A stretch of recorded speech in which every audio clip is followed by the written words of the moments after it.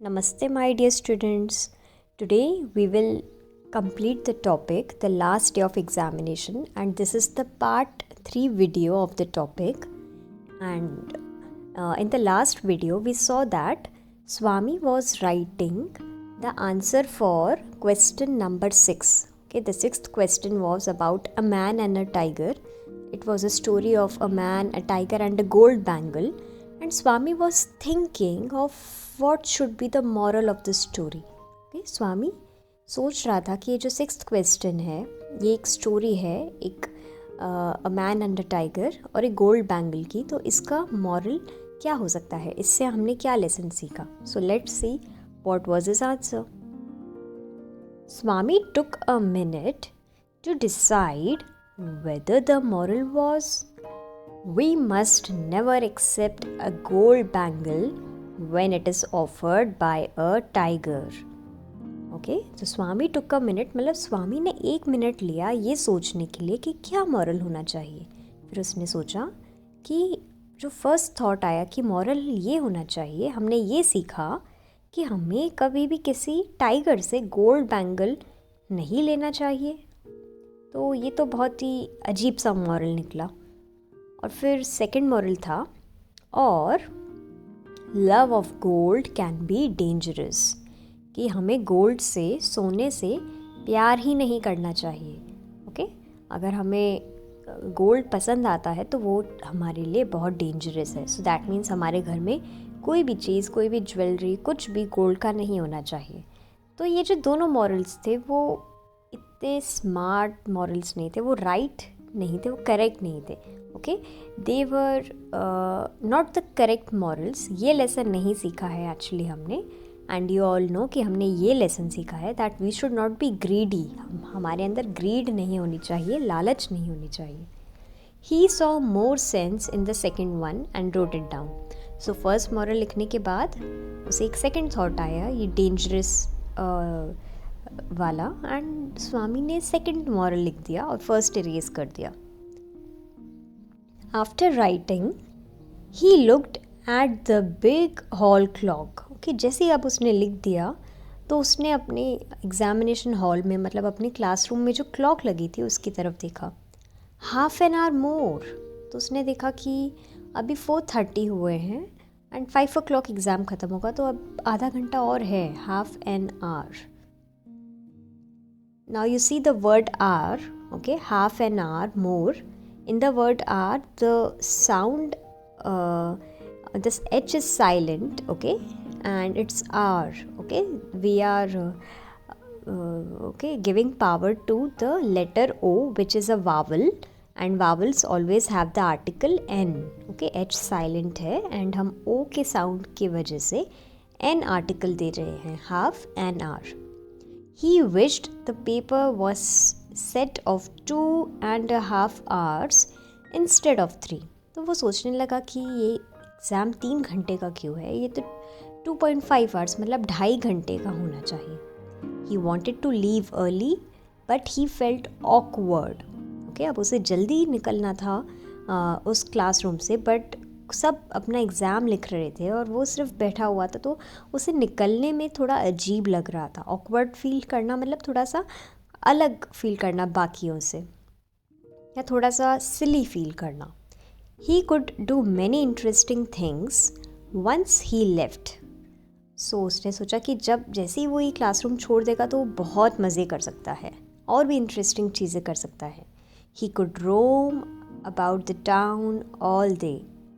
He could roam about, I think so, around the town all day. तो वो पूरा अपने टाउन में, मतलब अपनी सिटी में आराम से घूम सकता है. Throw away his books. वो ये सोच रहा था कि मैं अपने आराम से घूमूंगा, अपनी सारी बुक्स यहाँ वहाँ फेंक दूंगा. And command granny to tell endless tales. And वो ये भी सोच रहा था कि उसके बाद, क्योंकि ये लास्ट एग्ज़ाम है, तो मैं फ्री हो जाऊंगा, तो मैं अपनी ग्रैनी मीन्स ग्रैंड मदर, अपनी दादी माँ से कहूँगा कि वो बहुत सारी स्टोरीज उसे सुनाए. Tales. Okay, stories. The tales is the synonym of stories. T-A-L-S. Tales. Tales मतलब stories. So now I will be reading paragraph number 3 and 4. He had seen a supervisor observing him. Okay, I have told you what is the work of a supervisor. Supervise करना मतलब किसी को monitor करना, मतलब किसी के ऊपर ध्यान देना, to watch, to keep a watch on someone. Okay, किसी की तरफ देखना. सो जो टीचर्स थे उस क्लासरूम में, जो सुपरवाइजर्स थे, वो ध्यान दे रहे थे. आई मीन एक supervisor was roaming in all the rows and one supervisor was feeling drowsy. उसे नींद आ रही थी, तो वो आराम से चेयर पे बैठ के अपनी आधी कच्ची पक्की नींद कर रहा था. So that was drowsy, he was feeling drowsy. And one supervisor was paying attention everywhere. So he had seen a supervisor observing him. तो स्वामी ने जैसी नज़रें उठाई तो उसने देखा कि एक सुपरवाइज़र उसी की तरफ देख रहा है कि ये बच्चा क्या कर रहा है, स्वामीनाथन क्या कर रहा है. आधा घंटा बचा है, सब अपना एग्ज़ाम लिख रहे हैं. And what is he doing, what is he up to. And had immediately pretended to be busy with the answer paper. And had immediately मतलब एकदम से, अचानक.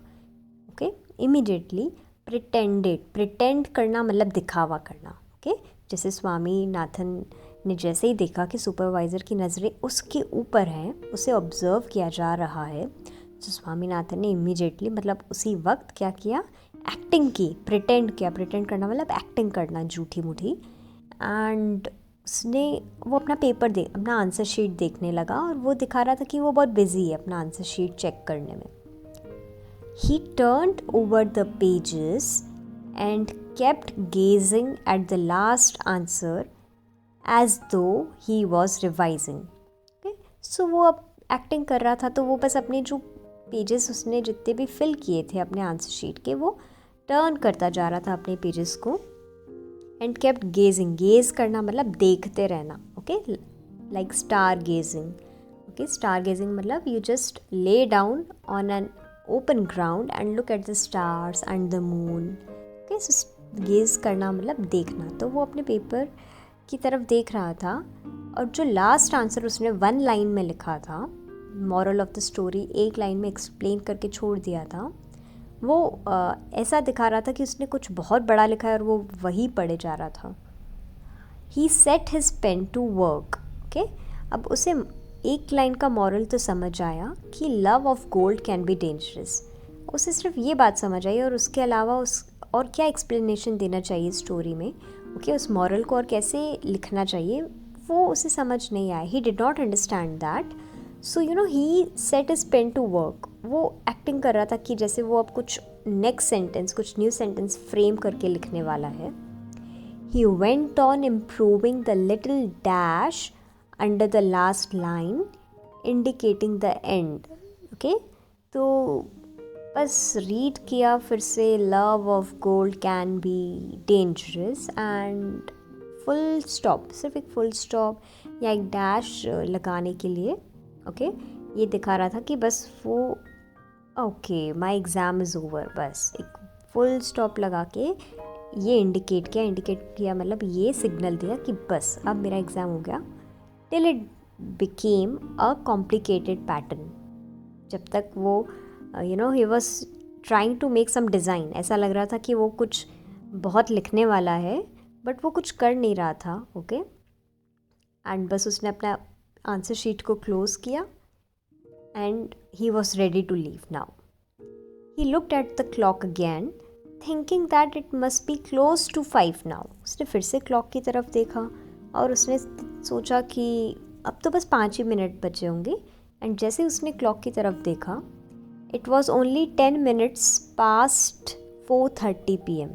10 minutes past 4:30 p.m. मतलब कि 4:30 p.m. plus more 10 minutes. Okay, so 4:40 हो चुके थे अब क्लॉक में.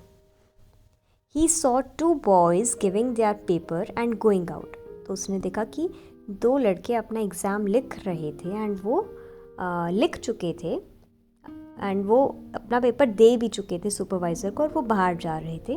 एंड ही फेल्ट हैप्पी, और उसे बहुत खुशी हुई. He briskly folded the paper and wrote on the flap. So अब स्वामीनाथन तो बहुत खुश हो गया कि अब वो क्लासरूम के बाहर जा सकेगा, एंड दो बॉयज़ ऑलरेडी चले गए थे. सो ही वॉज फीलिंग कॉन्फिडेंट कि अब मैं भी निकल सकता हूँ.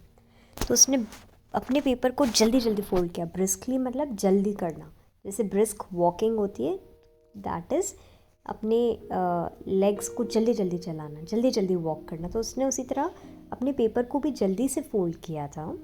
And wrote on the flap. Flap मतलब एक पेपर का जो मेन एक कवरिंग होता है, ऊपर का टॉप कवरिंग जो होती है, जो फोल्ड होती है, जो पूरे पेपर को प्रोटेक्ट करती है. लाइक इन एन एनवलप, एक लिफाफे का जो फर्स्ट जो वी शेप का कवर होता है, उसे वो फ्लैप होता है. फ्लैप होता है मतलब वो टर्न हो सकता है ऊपर नीचे की तरफ.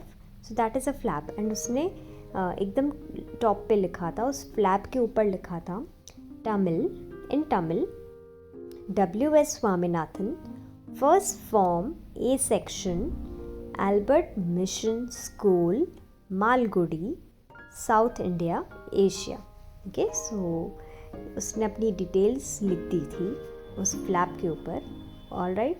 सो my dear students, this story was written by R.K. Narayan. Okay, R.K. Narayan ji ने ये स्टोरी लिखी है. He is the writer, he is the author. And ये स्टोरी एक छोटी सी, एक बहुत बड़ी स्टोरी का सिर्फ एक छोटा सा पार्ट है जो हमने आज स्टडी किया. तो इसलिए ब्रैकेट में लिखा है adaptation from Swami and friends. Okay, ये एक अडेप्टेशन है एक बड़ी सी स्टोरी का जिसका नेम है स्वामी एंड फ्रेंड्स.